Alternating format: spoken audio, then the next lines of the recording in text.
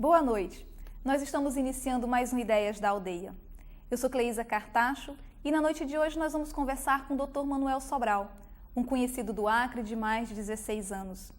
O Dr. Sobral é químico, tem doutorado em ciências florestais e exerce atualmente o cargo de diretor executivo da ITTO no Brasil. Ele veio ao Acre para participar do seminário que avalia os 16 anos do projeto de manejo sustentável da Floresta Estadual do Antimari. Boa noite, Dr. Sobral. Boa noite, Cleísa. É um prazer lhe receber aqui no nosso programa. Muito obrigado. Prazer meu estar aqui com vocês. Dr. Sobral, explica pra gente um pouco o que é a ITTO e qual o trabalho da ITTO. A ITTO é uma organização multilateral, são de governos, né?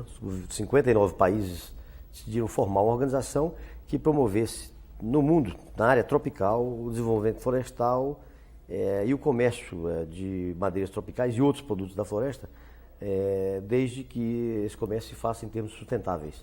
Então, é uma organização basicamente de governos que promove desenvolvimento florestal.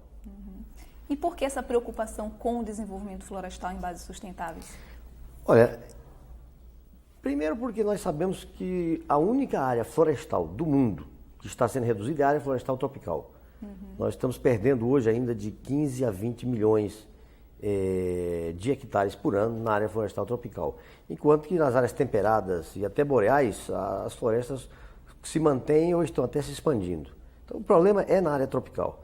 E segundo, porque na área tropical é que estão as populações, concentram as populações que vivem em florestas que estão num nível de pobreza muito grande ainda.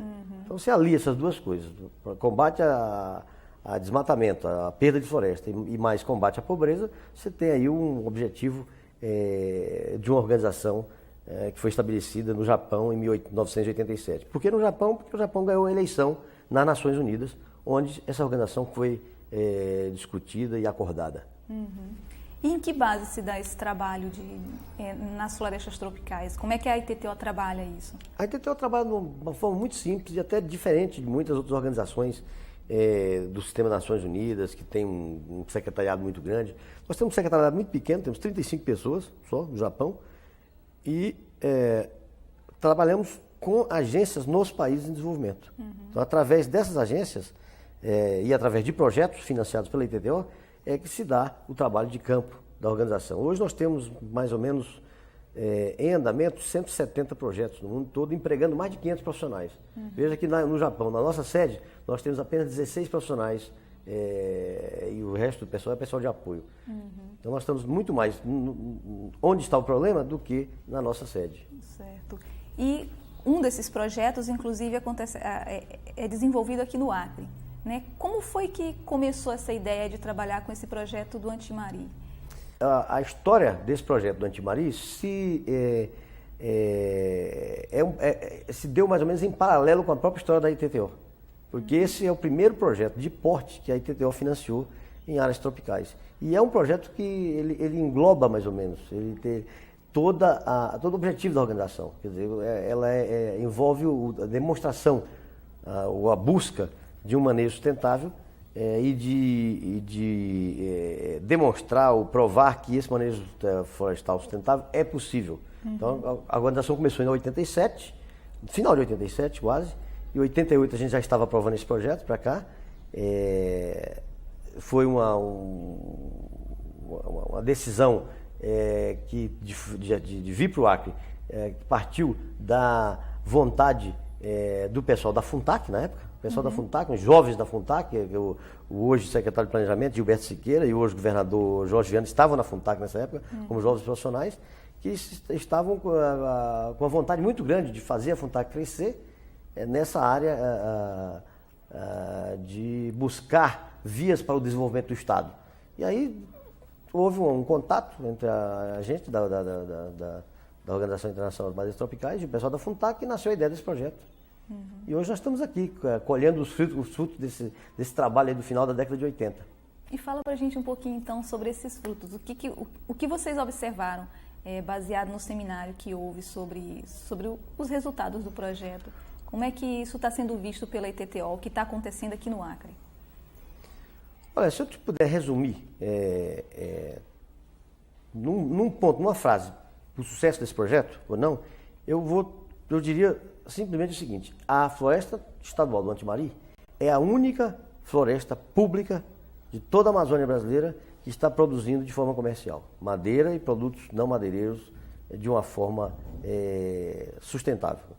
Então, você tem outras florestas que estão sendo apoiadas, inclusive, por organismos multilaterais, inclusive nós, no Tapajós, por exemplo, no Pará, e os trabalhos lá começaram na década de 50, com projetos financiados pela FAO. E até hoje a floresta do Tapajós, que é uma floresta nacional, não produz de forma comercial. Então, para mim, isso aqui é uma...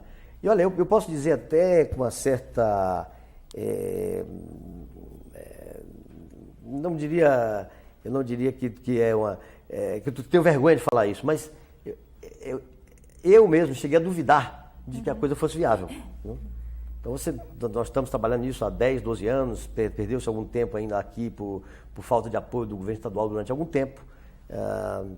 Então, o projeto quase para, quer dizer, ficou aí andando muito devagar. E também você tem as dúvidas de... O Acre tem as peculiaridades do Acre. O Acre é um estado longe dos mercados nacionais e externos. Ele tem um mercado interno muito pequeno, a população pequena. E é uma floresta heterogênea, como a gente sabe, não é uma floresta muito competitiva do ponto de vista de produção de madeira. Quando você fala em competir com, por exemplo, florestas plantadas ou mesmo florestas temperadas ou boreais, que tem uma uniformidade maior de matéria-prima, que é importante para a indústria. Então eu cheguei a ter dúvidas. Então hoje eu estou muito satisfeito de ver que a coisa está funcionando. E se você quiser, eu digo mais tarde por que funcionou aqui no Acre. É justamente o que eu quero que você diga. Então, veja bem, por que funcionou? Primeiro, você aliou uma grande vontade política do governo, com o apoio da ITTO, que foi uma espécie de um catalisador, certo? Essa perseverança, acreditar que a base florestal do Estado pode servir de moto para o desenvolvimento do Estado durante muito tempo. E esse governo, eu não quero fazer propaganda do governo, não tenho por que fazer propaganda do governo, mas o governo do Acre reconhecidamente busca uma via de desenvolvimento baseado na floresta. Então esse apoio foi importantíssimo. Segundo, nos últimos tempos, tanto a nível de governo federal e estadual, se adotou uma política muito acirrada e intensa de combate à produção ilegal de madeira.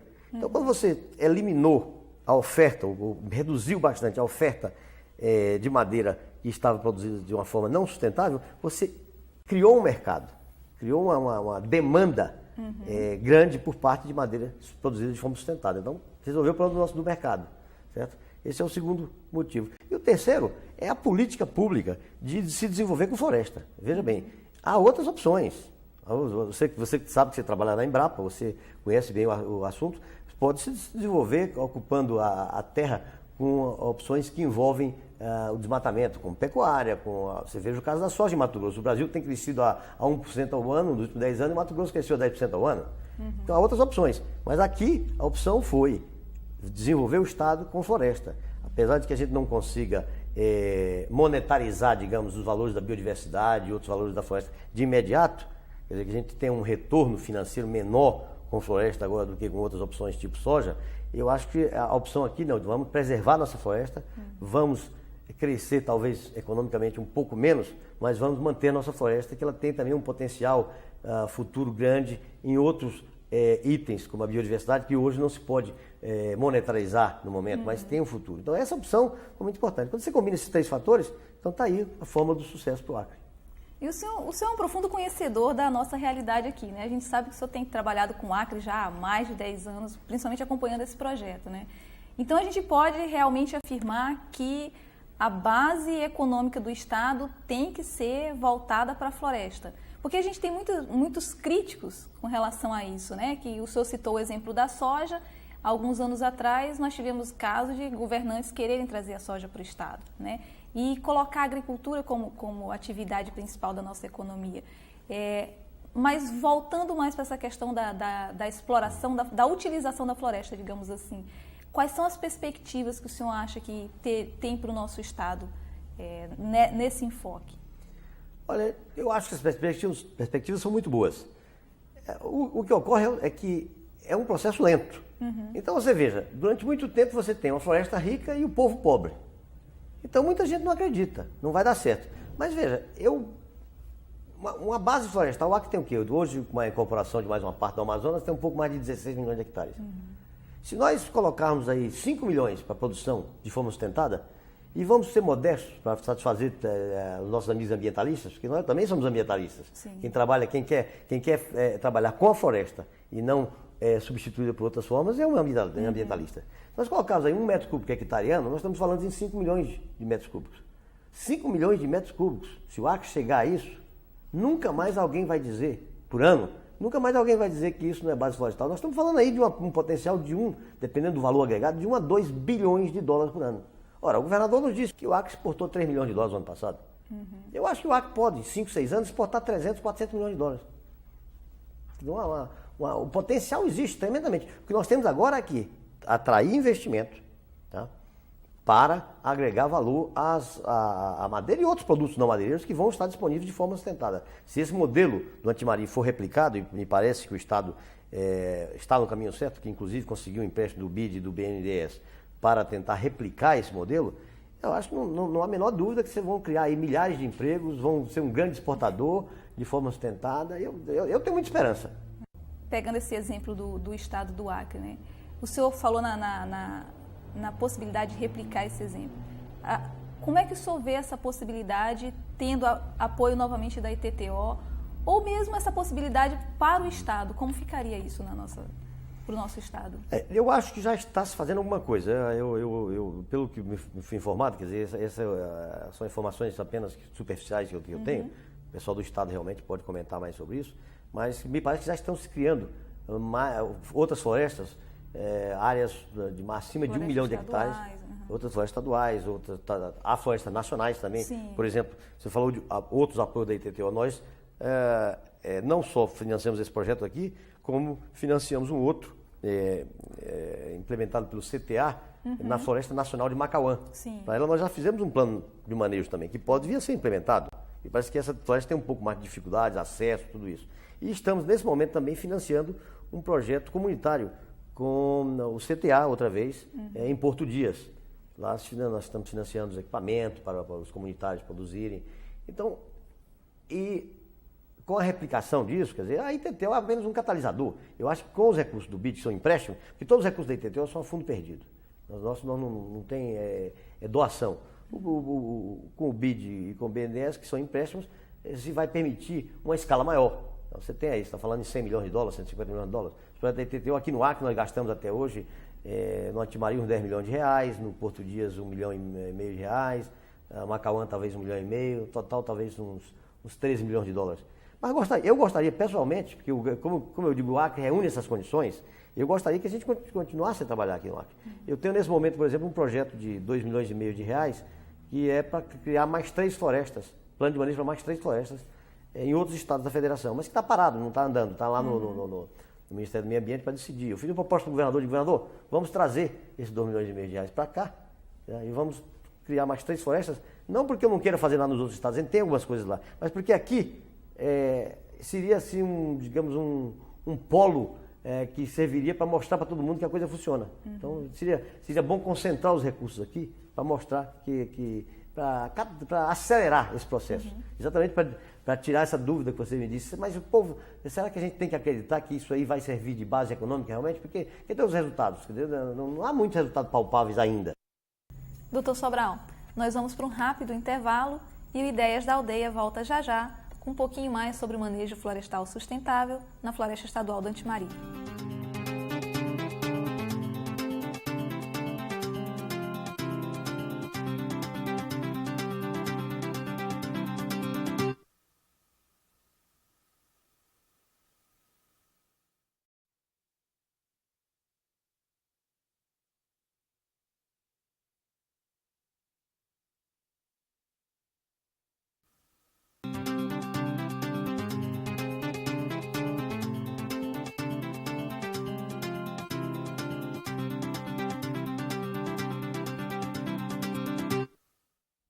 Estamos de volta com Ideias da Aldeia, numa conversa com o Dr. Manuel Sobral, que é diretor executivo da ITTO no Brasil e veio ao Acre para participar do seminário de avaliação do projeto de manejo sustentável da Floresta Estadual do Antimari.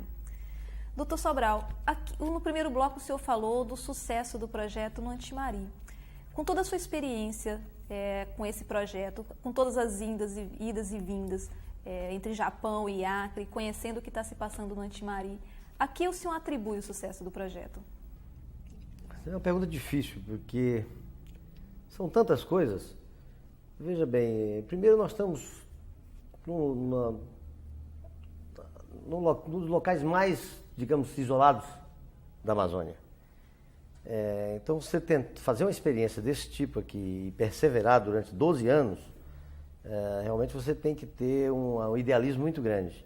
Então, isso impressiona. Quer dizer, o projeto começou com uma equipe jovem na Funtac. Você é muito mais nova que eu, talvez você não lembre. Não muito. Com certeza. Você não lembra que, na época que eu comecei a interagir com o Acre, eu trabalhava no Instituto Nacional de Pesquisa da Amazônia, em Manaus, no INPA, e eu vinha muito aqui quando uma equipe jovem criou o que é a Funtac hoje, mas a partir de um laboratório chamado Latemac. Então, essa equipe foi que começou a idealizar esse projeto.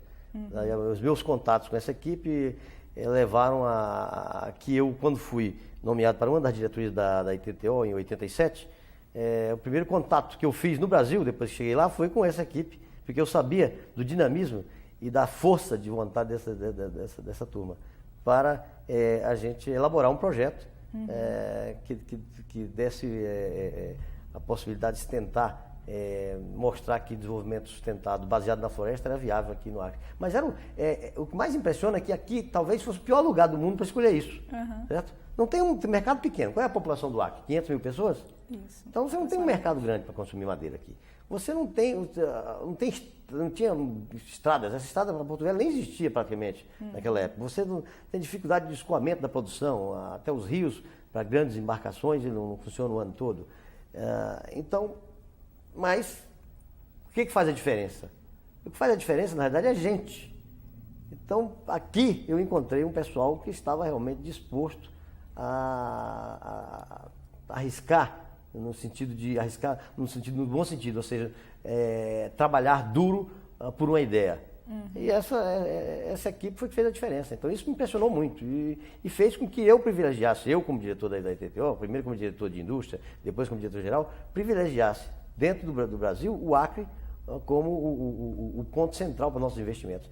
Eu diria que mais ou menos 25% de todos os recursos que a ITTO colocou no Brasil vieram para o Acre.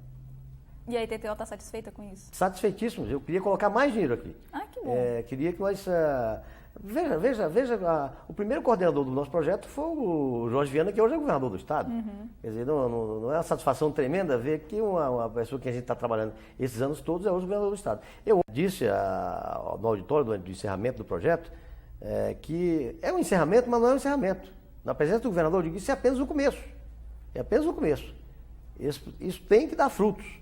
Nós temos que nos desenvolver, nós temos que ter um fluxo agora de benefícios econômicos, não só para a população do Antimari, como a geração de empregos em geral, impostos para a sociedade. Tudo isso tem que acontecer para a gente mostrar que o modelo funciona. Então, para mim, não está no final, está no começo. Não acabou o projeto, então. De jeito nenhum. E a gente tem falado nesse projeto do Antimari, que é um projeto de manejo sustentável de madeira, manejo florestal sustentável, né? Quais são as bases desse manejo? Qual é a diferença entre o manejo florestal sustentável e o manejo, aliás, e a exploração convencional?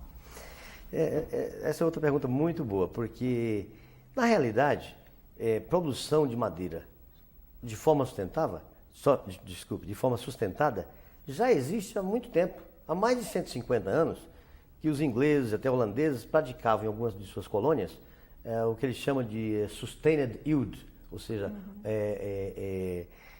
produção sustentada de madeira. Isso não significa que você está manejando a floresta de forma sustentável. O conceito de manejo sustentável, que é um conceito que evoluiu bastante a partir do final da década de 80 e tomou mais corpo ainda depois da Rio 92, a Conferência de Cúpula Mundial do Meio Ambiente no Rio de Janeiro, ele exige que você tenha não só sustentabilidade da produção, digamos, de madeira e outros produtos, que você fala hoje em manejo de uso múltiplo, então não estamos falando só em madeira, estamos falando em produtos como aqui no Acre, castanha, borracha, copaíba e etc., ele exige a sustentabilidade ambiental e exige a sustentabilidade social. Então, é produção, sustentabilidade ambiental e social. O que significa isso? Significa que nós não podemos produzir na floresta afetando o conjunto dessa floresta, quer dizer, afetando a capacidade futura dessa floresta de produzir, ou reduzindo sua biodiversidade, por exemplo. Então, nós temos que manter a floresta o mais parecida com o que ela era antes, e ao mesmo tempo produzir. E a outra parte é o fator social, quer dizer, nós temos que trazer desenvolvimento para as pessoas que possuem ou que vivem nessa floresta. O Antimari, por exemplo, quando nós começamos a financiar o Antimari, as comunidades que viviam lá não tinham assistência médica, não tinham acesso à educação, eram quase todos analfabetos, as 100 e poucas famílias que vivem lá não tinham como escoar a sua produção, não tinham nenhuma forma de associação. Tudo isso o projeto trouxe, tudo isso, um pouco com contrapartida do Estado e outra parte com dinheiro da ITTO. Tudo isso, criamos uma associação, treinamos o pessoal, trouxemos escola, trouxemos, quer dizer, pode até se dizer, tudo isso é responsabilidade do Estado. Sim, mas não tinha. Então, se pode trazer com um projeto de cooperação, ótimo. Talvez no futuro, quer dizer, replicando isso aí, não precisa mais cooperação externa. Pode ser que o Estado comece a se desenvolver e com o sucesso econômico em alguma dessas áreas que vão ser colocadas em produção, os impostos que vão ser gerados e a repercussão na economia vai fazer com que o Estado também fique mais rico e possa atender outras áreas. Então, essa sustentabilidade social é muito importante. Tinham patrões lá, explorando o pessoal nos seringais. Nós tiramos tudo isso. Não havia regularização fundiária. Brigamos anos aqui. Por isso que o projeto demorou tanto tempo. Porque não tinha nem a legalização das áreas. Hoje tem um acordo com o INCRA, dando o direito de usufruto dessas áreas para as comunidades locais. Então todo mundo ganhou. Eu assisti ainda algumas pessoas na reunião dizendo que não tem ainda certeza do sucesso desse projeto. Ora, gente, se isso não é indicador de sucesso, eu não sei o que é indicador de sucesso. Evidentemente, estamos no começo. Vamos ver se isso se sustenta. Vamos ver se nós conseguimos manter isso, inclusive depois que o apoio financeiro da ITTO sair. Talvez ainda seja, te diria mais, talvez seja um pouco prematuro retirar esse apoio agora. Talvez nós devêssemos ter mais uma fase no projeto do Antimari para consolidar tudo isso. O senhor falou então dos benefícios sociais do projeto, mas em termos financeiros, em termos de renda gerada para o produtor, o que isso representa? Vocês têm um estudo nesse sentido com relação aos produtores do Antimari ou do Porto Dias ou de outro projeto que vocês estejam financiando? O presidente da Funtac, ele fez uma apresentação dos primeiros resultados econômicos do projeto. Parece que se explorou na área, em termos madeireiros, a área de 5 famílias, 5 talhões lá cobertos pelos seringueiros, que eles mesmos foram os que determinaram qual era a área deles. Tá? Alguns caminharam junto com os técnicos da Funtac, a minha área é essa. E aí, de acordo com o que se retirou de cada área, houve uma parte da remuneração foi integralmente repassada para eles. Gente que nunca tinha visto dinheiro, de repente está com, parece, se não me engano, foi alguma coisa entre 6 e 20 mil reais que cada um desses seringueiros recebeu. Além disso, a Funtac se comprometeu a construir uma casa para cada um desses seringueiros. E mais uma área foi dada para manejo comunitário. Esse foi o primeiro ano de exploração. Eu acho que foi excelente. O pessoal está satisfeito. Uns mais, outros menos. Por quê? Porque como é manejo sustentado, quando se foi feito o inventário, algumas áreas eram mais ricas que outras. Então, alguns receberam mais dinheiro do que outros. Quer dizer, e aí, com o ser humano, quanto mais ele tem, mais ele quer. Isso é normal. Vamos ter que mudar um pouco esse modelo. Vamos ter que criar, talvez, um sistema em que uma parte da remuneração vá para o seringueiro, a comunidade que vive naquela área, e outra parte vá para um fundo comum que beneficie todo ano todos os moradores. Se divida entre eles. Porque senão, pode-se demorar 10, 15, 30 anos para se voltar àquela daquele primeiro morador onde foi explorada a área. E isso pode gerar uma insatisfação, ele vai demorar muito tempo para receber dinheiro de novo. O indivíduo agora quer dinheiro todo ano. Tá? E é assim que deve ser, isso é sustentado. Então tem que se fazer uma química aí, uma construção em que todo ano, todos os moradores da área recebam um pouco. Além do mais, esse dado eu não tenho para dizer aqui, porque no momento me fuge a memória, mas se não me engano, uma percentagem altíssima da população local do Antimari, das 100 famílias, são 400 moradores, foi empregada na exploração. E, ao mesmo tempo, respeitando toda a tradição deles de produzir seringa, um cuidado tremendo de não se tocar em seringueira, em castanheira, nem nada, e de ter uma exploração de impacto mínima, o mínimo possível. Eu só tenho elogios a esse projeto. E eu estava um pouco cético e um pouco achando que, será que vai dar certo? Quer dizer, quando a gente entra num projeto desse tipo, a gente não entra sabendo que vai dar certo. A gente entra sabendo que vamos tentar, porque vale a pena tentar.